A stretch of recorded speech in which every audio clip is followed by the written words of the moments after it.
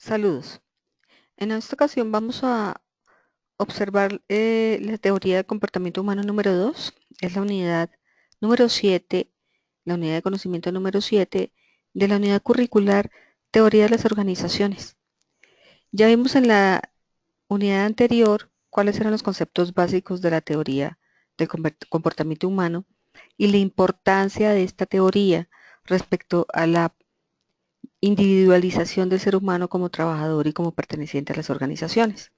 Siguiendo con la línea de estas teorías del comportamiento humano, no podemos abstraernos de algo muy importante que es toda la temática del desarrollo organizacional, la teoría del desarrollo organizacional. ¿Pero qué es? ¿Qué es el desarrollo organizacional?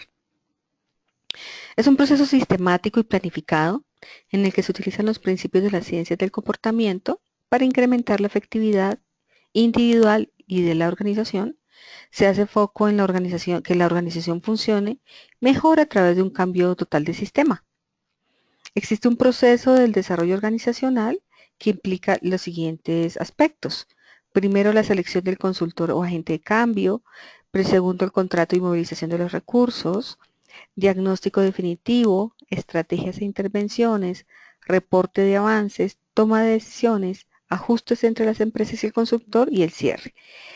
El desarrollo organizacional en últimas es la búsqueda del cambio, sobre todo por intermedio de intervenciones y de ejercicios que hacen que se mejore la organización. Este proceso tiene 3 etapas ya reducidas, como lo he dicho anteriormente.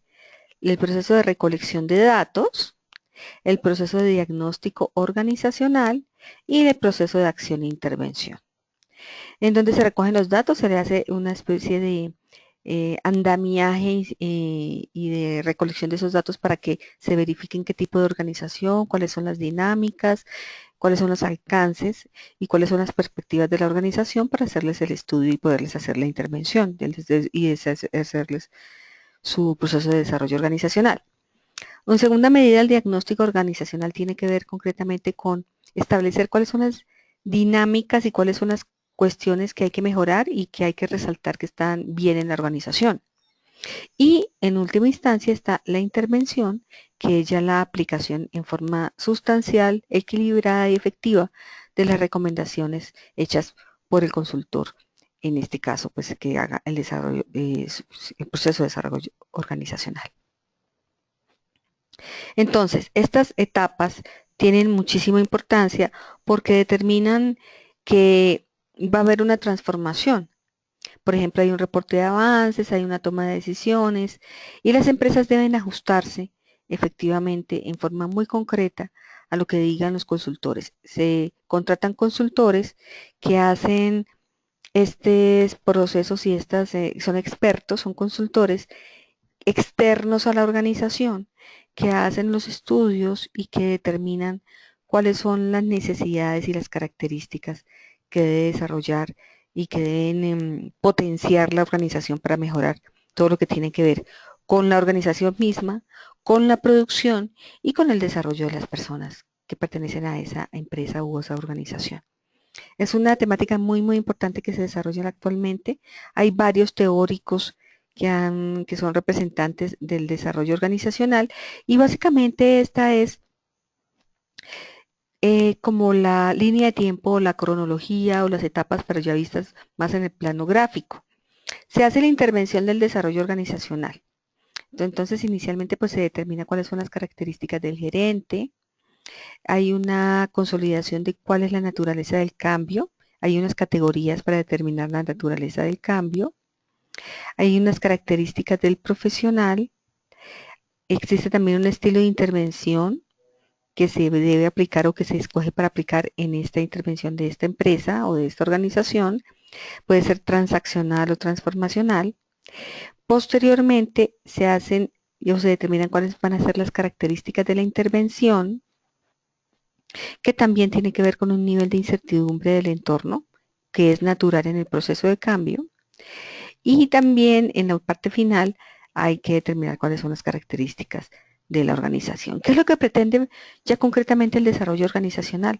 Que haya un cambio organizacional, que haya cambio organizacional precisamente porque se hacen esas consultorías y se hacen estos procesos de desarrollo para que cambie, porque hay sistemas que no cambian o incluso el modelo que se está utilizando en la organización es el más efectivo o no hay posibilidades de que haya progreso en la organización o hay una cultura organizacional que no es la acorde y que no permite específicamente que se desarrolle el entorno. En este orden de ideas se desarrolla este proceso del desarrollo organizacional y tiene muchísima ascendencia e implicaciones importantes para el buen funcionamiento de las empresas y ha funcionado y es una buena estrategia y alternativa para que funcionen las empresas en la actualidad. En la unidad curricular se desarrolla mucho esto en la parte final y estas teorías de comportamiento 1 y 2 pues tienen bastante importancia para terminar con la unidad de conocimiento número 8, que es la subsiguiente con el video subsiguiente, que tiene que ver ya más en concreto con una temática también muy, muy importante, que es el tema de la cultura organizacional. Cómo se desarrolla la cultura organizacional y cómo se fortalece y se potencia esa cultura organizacional en las empresas para que sean mucho más eficaces y las personas que trabajan en ellas estén agradadas, felices y vean que su proyecto de vida se desarrolla en forma óptima. Muchas gracias.